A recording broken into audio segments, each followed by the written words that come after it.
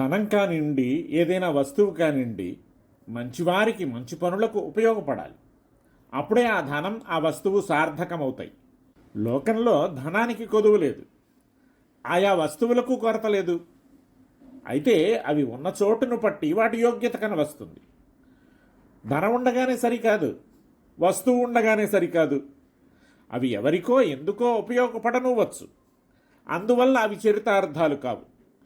మంచికి మంచివారికి ఉపయోగపడిన నాడే వాటి సార్థకత. అవి ఉన్న చోటును బట్టి వాటి ఉపయోగ యోగ్యత కనబడుతుంది. అసత్పురుషుని ధనం అడవి చెట్టు ఫలం ఒకటే అంటున్నాడు నీతికారుడు. కాంతారపాదపానం యథా ఫలం మానుషైరననుభోగ్యం ఏవమనార్యేష్వర్ధా మనసాప్యార్యైరననుభోగ్యా. అడవి చెట్టు ఫలాలను మానవులు అనుభవించలేరు. అలాగే అసత్పురుషుల ధనాన్ని మంచివారు మనసులోనూ వాంఛింపచాలరు.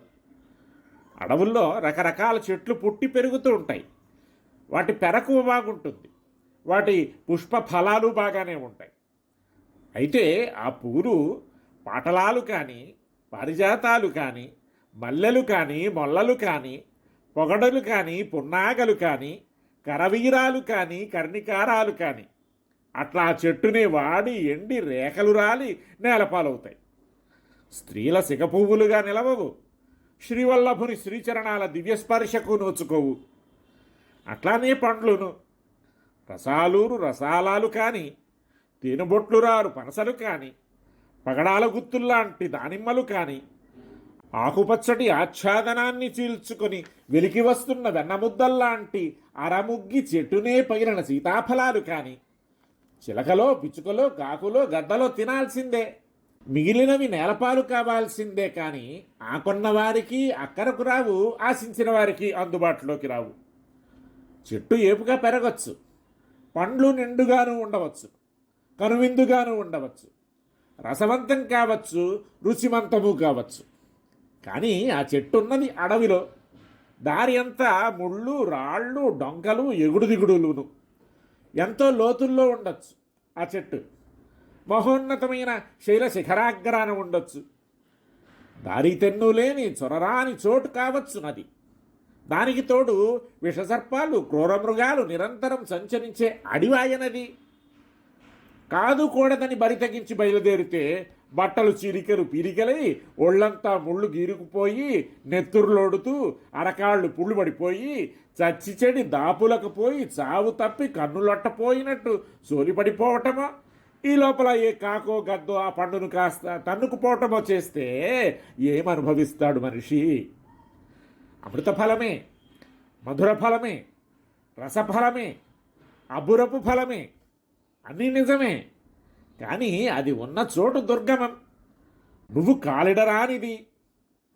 పండు చెడ్డది కాకపోయినా ఆ చోటును బట్టి ముళ్లతోనూ రాళ్లతోనూ తలపడగలవాడికే తప్ప, అవసరమైతే నెత్తురులోడికలు కట్టించగలవాడికే తప్ప, మొరటుగా రాక్షసంగానైనా అనుభవించి తీరాలనుకునేవాడికే తప్ప సాధు పురుషుడికి సాధ్యమయ్యేది కాదు.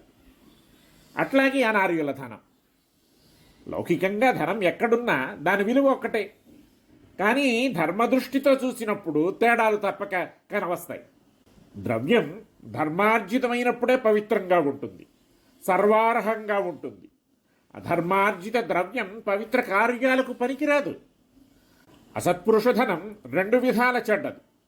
ఒకటి, అది వచ్చిన తీరు. రెండు, అది ఉన్న చోటు. అడవి చెట్టును చేరలేనట్లే అసత్పురుషుని చేరలే.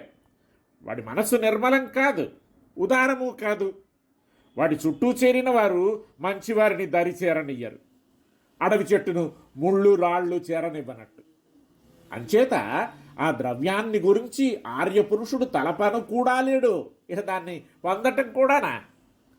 అంతేకాదు, అసత్పురుషధనం మరో రకంగా కూడా స్వీకార్యం కాదు. ఏదైనా ఎవరైనా మంచి మనసుతో ఇస్తేనే అది సత్ఫలితాలను ఇస్తుంది, సవ్యంగా వినియోగపడుతుంది. వాడి మనసు మంచిది కాక, అది వచ్చిన తీరు మంచిది కాక, ఆ ఇచ్చే పద్ధతి మంచిది కాక ఆ ధనం ఎట్లా సత్ఫలితం ఇస్తుంది? అంచేత కూడా అసత్పురుష ధనం అపేక్షించరానిది. దాత ఎప్పుడూ సన్మనస్కుడు కావాలి, ఉదారుడు కావాలి, పరహిత కాముకుడు కావాలి. అట్లా కాకపోతే ఆ ధనం స్వీకార్యం కాదు. అసలు సత్పురుషుని దగ్గర నుంచి ధనాన్ని రాబట్టడం చాలా కష్టం. అంచేత అది అనుభవింపరానిది.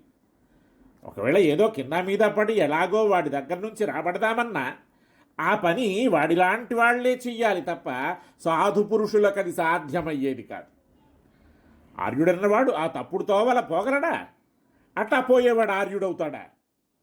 అందువల్ల అనార్యుల దగ్గర పోగుపడ్డ ధనాన్ని గూర్చి ఆర్యులు పొందడం మాటకేమీ తలపన కూడా లేడు. ఆ ధనం సంపాదించడంలో ఆర్యుడు పడాల్సిన ఇక్కట్లు, ఆర్యులకు ఆ ధనం అందకుండా చేసే అనార్యుడి ధనరక్షణ విధానము ఈ దృష్టాంతం ద్వారా తెలుస్తుంది. సత్కార్యాలకు ఉపయోగపడే ద్రవ్యము సద్ద్రవ్యం కావాలి. అది వచ్చిన తీరు మంచిది కావాలి. ఆ ఇచ్చే తీరు మంచిది కావాలి. వచ్చే తీరు ఇచ్చే తీరు మంచివైతే వాడు అసత్పురుషుడు ఎందుకు అవుతాడు? అడవి చెట్టులా కాక పెరటి తోట కల్పవృక్షమే వాడవుతాడుగా. అసత్పురుష ధనమున్న తీరు ఇట్లాంటిది కనుకనే దాన్ని పొందాలన్న తలపును కూడా ఆర్యులు మనసులోకి రానియరంటున్నాడు సుందరపాండ్య చక్రవర్తి.